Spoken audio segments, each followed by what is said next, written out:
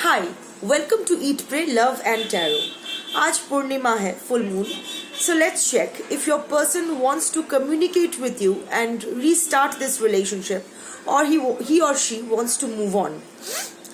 सो अपने और अपने पार्टनर का नाम ले लीजिए जब तक मैं ये शफल करती हूँ और देखती हूँ कि वो रियूनियन चाहता है या फिर मूव ऑन करना चाहता है इस रिलेशनशिप से।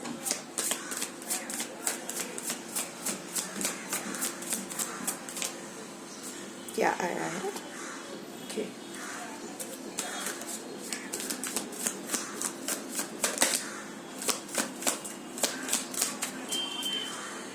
पहला कार्ड आया है रिस्पॉन्सिबिलिटीज का।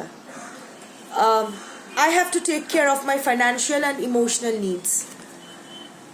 सो हो सकता है आपके पार्टनर ऑलरेडी एक रिलेशनशिप में है, थर्ड पार्टी सिचुएशन है, आपके थर्ड पार्टी ही है शायद। ये हो सकता है ये मैरिड है, इनके ऑलरेडी एक फैमिली है, मे बी बच्चे इन्वॉल्व है।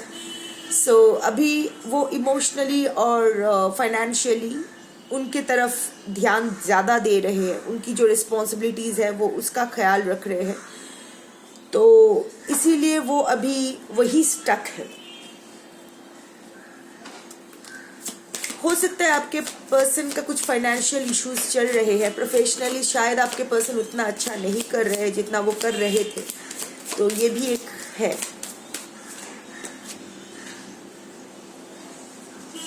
Ego, I let my pride get in the way of my connection of our connection. So आपका जो ब्रेकअप हुआ है या जो भी सिचुएशन आप दोनों में चल रहा है ऑन एंड ऑफ या जो भी है, ये उनकी ईगो की वजह से है। वो अपने एक एम्परर साइज्ड ईगो है जहाँ इट्स ऑलवेज हिज वे और हाई वे। मैं सब जानता हूँ, मुझे सब कुछ पता है, मेरे जैसे चलो या फिर भूल जाओ। Disagreements, I wish you understood how I feel. अभी जो ये आपसे दूर है, अभी जो इनके वजह से ये रिश्ता टूटा है, इनके ही सो कॉल्ड रिस्पॉन्सिबिलिटीज। लाइक सी, अगर आपको पता है कि आपकी जो रिस्पॉन्सिबिलिटीज़ है वो आप छोड़ के नहीं आ सकते हो, तो आए क्यों? मुझे नहीं लगता है जो कलेक्टिव्स ये देख रहे हैं, इनका जो ये रिश्ता है ये 1-2 महीने का या 1-2 साल का है, काफ़ी पुराना रिश्ता है। और इन सारे सालों में आपके पर्सन को कभी अपनी रिस्पॉन्सिबिलिटीज़ याद नहीं आई, पर अचानक जब आप कमिटमेंट मांग रहे हो, जब आप इस रिलेशनशिप को एक नेक्स्ट लेवल तक ले जाना चाहते हो, जो वो भी चाहते थे, वही बोल के ये आए थे आपकी लाइफ में, अभी ये डंडी रोना रो रहे हैं कि नहीं, मेरे रिस्पॉन्सिबिलिटीज़ है जिसको छोड़ के मैं नहीं आ सकता या आ सकती। अचानक से उन्हें रियलाइज़ हुआ है कि उनकी जो ऑलरेडी एग्जिस्टिंग फैमिली या रिस्पॉन्सिबिलिटीज़ है, उनकी ज़रूरत इनकी ज़्यादा है। So I think this is wrong. Like after 4-5 years or even after 7-8 years of relationship minimum, अचानक से your person comes up and says कि oh see, I love you but you know I can't take this relationship forward because I have to be with my family, I can't leave my spouse, I can't leave my children. Well, कोई नहीं कह रहा है कि children को छोड़ दो या कुछ भी करो, अपनी responsibility. I don't think you are a person who would like your person to drop his or her responsibilities and come towards you, but इन्होंने ही आपको ये सपना दिखाया था कि मैं सब कुछ संभाल लूंगा, मैं सब कुछ संभाल लूंगा या लूंगी, व्हाटएवर, मेल फीमेल अपने हिसाब से फिक्स कर लो और मैं तुम्हारे पास आ जाऊंगा because I don't have any connection with them. जो भी मेरे फाइनेंशियल और जो भी रिस्पॉन्सिबिलिटीज है वो मैं ख़त्म करके तुम्हारे पास आऊँगा। पर it was just a trap it seems. और जब आपने उनका झूठ पकड़ लिया है और जब आप उन्हें कन्फ्रंट किए हो कि भाई क्या हुआ, तुमने तो ये कहा था, अब क्यों नहीं कर रहे हो, तो उनका ईगो हर्ट हो गया और ये ब्रेकअप हुआ। पर अब ये चाहते हैं कि आप इन्हें समझो, गलती इन्होंने की है, इन्होंने आपको नहीं समझा है, आपकी इमोशनल नीड्स को, अपने आप जो सेल्फ रिस्पेक्ट के लिए आप जो रिस्पेक्ट इनसे चाहते थे, इन्होंने कभी आपको नहीं समझा, पर ये एक्सपेक्ट कर रहे हैं कि आप इन्हें समझो। ये नो कांटेक्ट आया है, आप इनकी मजबूरी को समझो। आई थिंक इन्होंने घर पर भी कुछ ऐसा ही कहा होगा कि आप इनके पीछे पड़ गए हो। वहाँ भी यही कह रहे होंगे कि आपको ये इसीलिए नहीं छोड़ पा रहे क्योंकि डर रहे हैं कुछ आप कर लो अपने साथ या कुछ गलत कर लो अपने साथ, इसीलिए आप उन्हें इमोशनल ब्लैकमेल कर रहे हो या आप उनके पीछे आए हो। आई थिंक इस इंसान को ना हमेशा एक विक्टिम रोल प्ले करना होता है। Hope I haven't given up on us yet.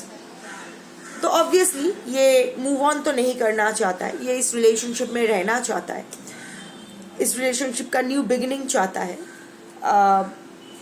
देखते हैं और क्या आता है। Confusion. I feel unclear about where we stand. इतने सालों के बाद अभी उनको कंफ्यूजन हो रहा है कि क्या करना चाहिए इस रिलेशनशिप से। हम लोग क्या है, हु आर वी, हम आपके हैं कौन।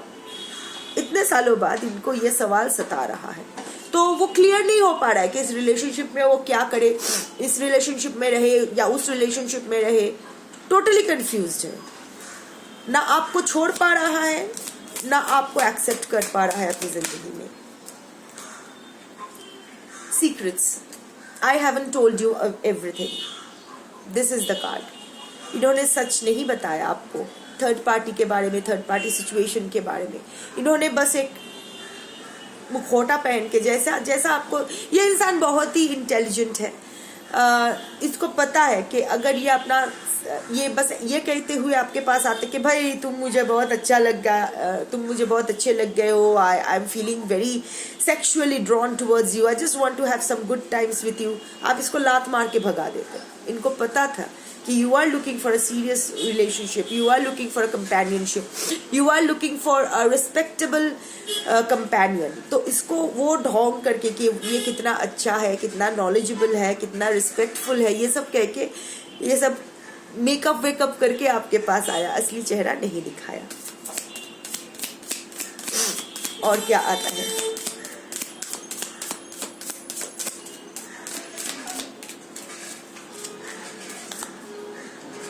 रनर।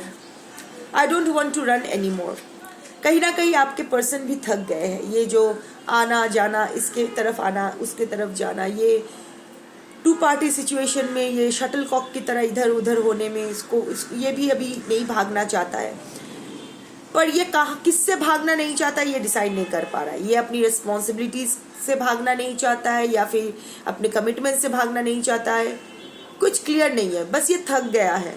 ऑफ कोर्स अगर हर जगह आप चलोगे तो थक ही जाओगे। The bottom of the energy is detachment. The bottom of the deck energy is detachment. This is the overall energy of your person. I had to let this go so I could clear my mind. अब ये आपसे ये कहना चाह रहे हैं कि ये ब्रेकअप ज़रूरी था क्योंकि मुझे स्पेस चाहिए था ये पता करने के लिए कि मुझे करना क्या है। अभी मैं हर चीज़ से डिटैच्ड हूँ। तुम ये मत समझो कि मैं सिर्फ तुमसे डिटैच्ड हूँ। मैं थर्ड पार्टी के साथ अगर हूँ भी तो वहाँ भी मेरा कोई अटैचमेंट नहीं है। मैं बस अपना रिस्पॉन्सिबिलिटीज निभा रहा हूँ या रही हूँ। और यस, ये रिलेशनशिप को लेके अभी भी होपफुल है पर बहुत ही कंफ्यूज्ड एनर्जी है, बहुत ही सेल्फिश एनर्जी है। अगर सीधी बात कहूँ तो बहुत ही सेल्फिश एनर्जी है। ये अभी भी डिसाइड नहीं कर पा रहा है कि किसके साथ रहने से इसको ज़्यादा फायदा होगा। इसको दो ही चाहिए, तो सब कुछ चाहिए इसको। आप भी चाहिए, इसको थर्ड पार्टी भी चाहिए, अगर बीच में फोर्थ पार्टी फिफ्थ पार्टी मिल गया तो वो भी चाहिए।